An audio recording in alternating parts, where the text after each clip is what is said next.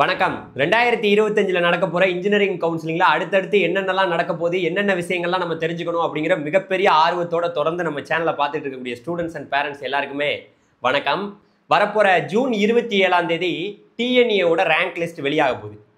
அந்த DNA rank list என்னென்ன மாதிரி வகைகளில் வெளியாகும், யார் யாருக்கெல்லாம் எப்படி ரேங்க் வரும், அது மட்டும் இல்லாமல் நிறைய விஷயங்கள் அந்த ரேங்கை வச்சு நம்ம உறுதிப்படுத்திக்கலாம். இப்போ எப்படியெல்லாம் ரேங்க் வரும் அப்படிங்கிறத இப்போ நான் உங்கள்கிட்ட டீட்டெயிலாக சொல்ல போகிறேன். நம்ம சேனலை புதுசாக பார்க்க வந்திருக்கீங்கன்னா மறந்துடாமல் சப்ஸ்கிரைப் பண்ணிங்க. நான் உங்கள் ட்ரெண்டிங் தமிழ் கோபி. ஹலோ டிடிஜிஸ்.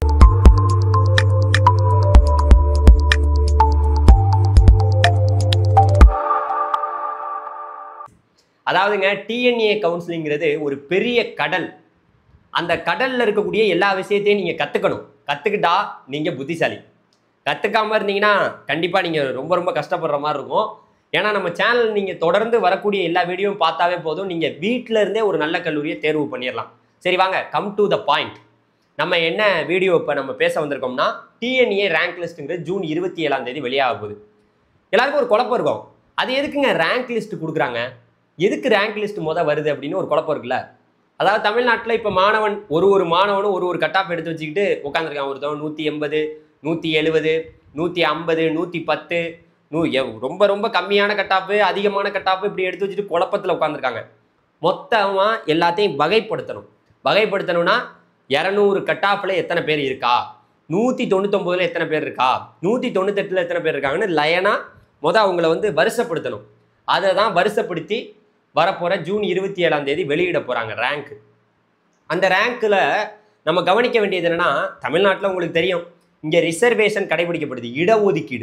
இடஒதுக்கீடின் அடிப்படையில் தான் மாணவர்களுக்கு சீட்டு கொடுக்குறாங்க. அப்படி பார்த்தோம்னா தமிழ்நாட்டில் OC, BC, BCM, MBC, SC, SCA, ST இந்த கம்யூனிட்டிகளை எதுக்குள்ளேயே தான் வருவீங்க. ஓசிங்கிறது ஒரு கம்யூனிட்டியே கிடையாது. ஓசியில் பார்த்தீங்கன்னா அங்கே அந்த இதுக்கு இடஒதுக்கீடுங்கிறது 31% போகுது. பிசி கம்யூனிட்டிக்கு பார்த்தீங்கன்னா 26.5%. அதுக்கப்புறம் பிசிஎம்முக்கு 3.5%, எம்பிசிக்கு 20%, எஸ்சிக்கு பார்த்தீங்கன்னா 15%, எஸ்சிஏக்கு 3%, எஸ்டிக்கு 1%. இதுதான் தமிழ்நாட்டில் இருக்கக்கூடிய இடஒதுக்கீடு முறை. இது ஓசியில் பார்த்தீங்கன்னா அது பொதுத்தளம். எல்லா மாணவர்களுமே அந்த 31%க்கு போட்டி போடலாம். நல்லா படிக்கிற மாணவன் அந்த 31% சீட்டை வேகமாக எடுத்துருவான்.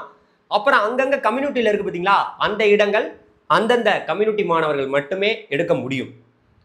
ஓகே, இப்போ நம்ம ரேங்க் லிஸ்ட் என்ன மாதிரி பார்த்தீங்கன்னா டைப்பில் வருங்கிறத நான் சொல்லிடுறேன். ஏன்னா அதுதான் ஒரு பெரிய குழப்பம் இருக்கும். ரேங்க் பார்த்தீங்கன்னாங்க, நமக்கு தமிழ்நாட்டில் உள்ள கல்லூரிகள் நிறையா இருக்குது. இங்கே 2 டைப்பில் நீங்கள் பிரிச்சுக்குங்க. ஒன்று 92.5%, இன்னொன்று 7.5%. 92.5%ங்கிறது ஜென்ரல், இது 7.5 ரிசர்வேஷன். அதாவது அரசு பள்ளியில் 6ஆவதுலேருந்து 12ஆவது வரைக்கும் படித்த மாணவர்கள் 7.5ல் வருவாங்க. இந்த ஜென்ரல்லையும் அரசு பள்ளி மாணவர்கள் வருவாங்க. எல்லாருமே இது பொது 92.5%. இது 2 டைப்பாக நீங்கள் பிரிச்சுக்குங்க. ஜென்ரலுக்கும் ரேங்க் கொடுப்பாங்க, 7.5க்கும் ரேங்க் கொடுப்பாங்க. இப்போது உங்களுக்கு ஆரம்பிக்கிறேன். முதற்கட்டமாக சிறப்பு கலந்தாய்வு, ஸ்பெஷல் ரிசர்வேஷன் அப்படின்னு ஒன்று நடக்கும். அவங்களுக்கு ரேங்க் வெளியாகும். அவங்களுக்கு பார்த்தீங்கன்னா எப்படி வெளியாகும்னா, அவங்களில் ஸ்போர்ட்ஸு, எக்ஸ் சர்வீஸ்மேன், டிஃப்ரெண்ட் லேபிள் இருப்பாங்க. விளையாட்டு வீரர்கள், முன்னாள் இராணுவத்தினர், அதுக்கடுத்து பார்த்தீங்கன்னா யார், மாற்றுத்திறனாளி, இவங்கெல்லாம் இருக்காங்கல்ல. இவங்களில் ஜென்ரலாகவும் ரேங்க் வெளியாகும், 7.5லேயும் வெளியாகும். அதாவது sports general, sports ex serviceman, ஸ்போர்ட்ஸில் அதாவது டிஃப்ரெண்ட் லேபிள்டு, 7.5ல் ஸ்போர்ட்ஸு, 7.5ல் எக்ஸ் சர்வீஸ்மேனு, 7.5ல் டிஃப்ரெண்ட் லேபிள்டுக்கு வெளியாகும். இந்த டைப்பில் பார்த்தீங்கன்னா இந்த 7.5 மாணவர்கள் இதுலேயுமே அவங்க பேர் வரும். ஏன்னா அவங்க ஜென்ரல்லே இருப்பாங்க, 7.5லேயும் இருப்பாங்க. மொத்தமாக இதில் இந்த ஸ்போர்ட்ஸ் மாணவர்களுக்கு மட்டும் நேரடியாக அண்ணா யூனிவர்சிட்டி கூப்பிட்டு அவங்களோட சர்டிஃபிகேட்லாம் வெரிஃபிகேஷன் பண்ணிட்டு தான் அவங்களுக்கு ரேங்க் கொடுப்பாங்க. அது எல்லாமே ஜூன் 27ஆம் தேதி ஆன்லைன்லேயே வெப்சைட்டில் நம்ம பார்த்துக்கலாம். இது மாதிரி தான் ஃபஸ்ட்டு அவங்களுக்கு வரக்கூடிய ரேங்க்குங்க. இதில் எவ்வளோ பேர் இருக்காங்கங்கிற பொறுத்து காம்படிஷன் எப்படி இருக்குங்கிறத நம்ம தெரிஞ்சுக்கலாம். அதே போல் 12th சில மாணவர்கள் ஒகேஷ்னல் படிச்சிருப்பாங்க. அது ஒரு பாடப்பிரிவு. அதை படித்த மாணவர்கள்லையும் ஒகேஷ்னல்லையும் இந்த ஸ்பெஷல் ரிசர்வேஷன் கேட்டகிரியில் அதுலேயும் ஜென்ரல் இருக்குது, 7.5 இருக்குது. ஒகேஷ்னலில் ஜென்ரலில் sports, ex serviceman, differently abled, ஒகேஷ்னலில் 7.5ல் sports, ex serviceman, differently abled. இந்த மாணவர்களுக்கு ரேங்க் வந்துடும். மொத்தமாக எவ்வளோ பேர் இருக்காங்கன்னு தெரிஞ்சுக்கலாம். இது எல்லாத்தையும் அப்படியே தள்ளி வச்சுருங்க. இது எல்லாமே ஸ்பெஷல் ரிசர்வேஷன். அடுத்த கட்டமாக இப்போ நான் உங்கள்கிட்ட சொல்ல போகிறது என்னென்னா, பொது கலந்தாய்வு. அவங்களுக்கு தான் இதுதான் எல்லாருக்கும் காமனாக வெளியாகிற ரேங்க். ஜென்ரல் கவுன்சிலிங் அப்படின்னா இதில் வந்து நம்ம பிரிச்சுக்கலாம். இதுலேயும் ஒகேஷனல் இருக்குது, ஒகேஷனலுக்கும் இருக்குது. அதை நம்ம அப்புறம் பேசிக்கலாம். ஒகேஷனல்னு நீங்கள் குழம்பிட்டு இருக்க வேண்டியதில்லை, அது வேறு கேட்டகிரி. அது சில மாணவர்கள் இருப்பாங்கங்கிறனால சொல்கிறேன். இப்போ பொதுவாக எல்லாருக்குமேங்க ஒரு ஜென்ரல் ரேங்க் வெளியாகும். யார் யாரெல்லாம் அப்ளை பண்ணீங்களோ அவங்களுக்கு ஜென்ரல் ரேங்க்னு ஒன்று வெளியாகும். அதே போல் கம்யூனிட்டி ரேங்க் அப்படின்னு ஒன்று வெளியாகும். ஜென்ரல் ரேங்க் வெளியாகும், கம்யூனிட்டி ரேங்க் வெளியாகும். ஜென்ரல் ரேங்க், கம்யூனிட்டி ரேங்க்னா ஜென்ரலுங்கிறது பொதுவாக ஒரு 1.5 லட்சம் பேர் 2 லட்சம் பேர் இருந்தாங்கன்னா அதில் உங்களுடைய ரேங்க் நீங்கள் எத்தனாவது இடத்துல இருக்கீங்கன்னு தெரிஞ்சுக்கிறதுக்கு ஜென்ரல் ரேங்க் முக்கியம். கம்யூனிட்டி ரேங்க்குங்கிறது ஓசியை தவிர மற்ற மாணவர்கள் எல்லாருமே BC, BCM, MBC, SC, SCA, ST எல்லாத்துக்குமே ஒரு கம்யூனிட்டிலையும் உங்களோட எத்தனை பேர் உங்கள் கம்யூனிட்டி மாணவர்கள் போட்டி போடுறாங்க, 1வது 2வது உங்கள் கம்யூனிட்டியில் பிசியில் எத்தனை பேர் இருக்கான், அதில் நீங்கள் எத்தனாவது இடத்துல இருக்கீங்கிறத தெரிஞ்சுக்கலாம். இது இப்போ நான் சொன்னது ஜென்ரலுக்கு. ஜென்ரலாக உள்ள மாணவர்கள் பொதுவாக எல்லாத்துக்குமே வருவது, எல்லா மாணவர்களுக்குமே வரக்கூடிய ஒரு ரேங்க் தான் இந்த ரேங்க். ஜென்ரல் ரேங்க் வரும், கம்யூனிட்டி ரேங்க் வரும். ஜென்ரல் ரேங்க்குங்கிறது நம்ம வெப்சைட்லலாம் போய் பார்த்துக்கலாம். கம்யூனிட்டி ரேங்க் தான் ரொம்ப ரொம்ப இம்பார்ட்டன்ட். நீங்கள் உங்கள் கம்யூனிட்டியில் நீங்கள் எந்த லெவலுக்கு முன்னாடி இருக்கீங்க பின்னாடி இருக்கீங்கிறத அதை நம்ம பார்த்துக்கணும். இது ஒன்று. 2வது டாபிக்கு வரேன். 7.5 ரிசர்வேஷன். அரசு பள்ளியில் 6ஆவதுலேருந்து 12ஆவது வரைக்கும் படித்த மாணவர்களுக்கு பொதுவாக கவர்மெண்ட் ரேங்க் அப்படின்னு ஒன்று வரும். அதே போல் கவர்மெண்ட் கம்யூனிட்டி ரேங்க்னு ஒன்று வரும். அதாவது 6ஆவதுலேருந்து 12ஆவது வரைக்கும் அரசு பள்ளியில் படித்த மாணவர்கள் எத்தனை பேர் இருக்காங்க 7.5 ரிசர்வேஷனில் மொத்தமாக அப்படிங்கிறத கவர்மெண்ட் ரேங்கை வச்சு பார்த்துக்கலாம். அதே போல் கவர்மெண்ட் கம்யூனிட்டி ரேங்க் 7.5 ரிசர்வேஷனில் ஓசியை தவிர BC, BCM, MBC, SC, SCA, எஸ்டியில் ஒரு கம்யூனிட்டிலையும் 7.5 ரிசர்வேஷனில் உங்கள் கம்யூனிட்டியில் எத்தனை பேர் போட்டி போடுறாங்கங்கிறதையும் நீங்கள் தெரிஞ்சுக்கலாம். இதுதான் இன்னொரு டாபிக்.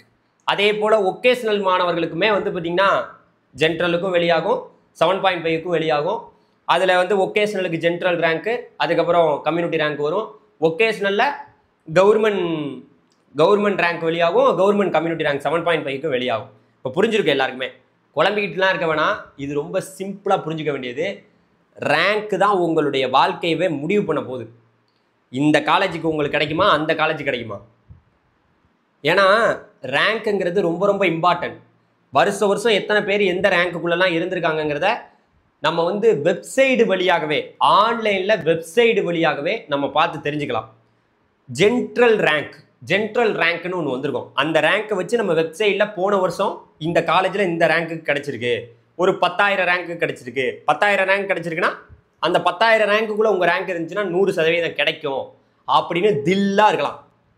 ஊர் முழுக்க கிடைக்காதுன்னு கத்திக்கிட்டு இருக்காங்க. கிடைக்காதுங்கிறாங்க, பயமுறுத்துறாங்க. அதெல்லாம் வேணாம். அதெல்லாம் தூக்கி குப்பையில் போடுங்க. அவங்களாம் சொல்கிறதெல்லாம் நம்புவீங்களா நீங்கள்? கவுன்சிலிங்கே அதை பற்றி நம்ம இவ்வளவு தெரிஞ்சனால தான் இவ்வளவு சொல்லிகிட்டு இருக்கோம். ஒன்றும் தெரியாமலாம் உங்கள்கிட்ட நான் பேசலை. அதனால் பொறுமை ரொம்ப முக்கியம்.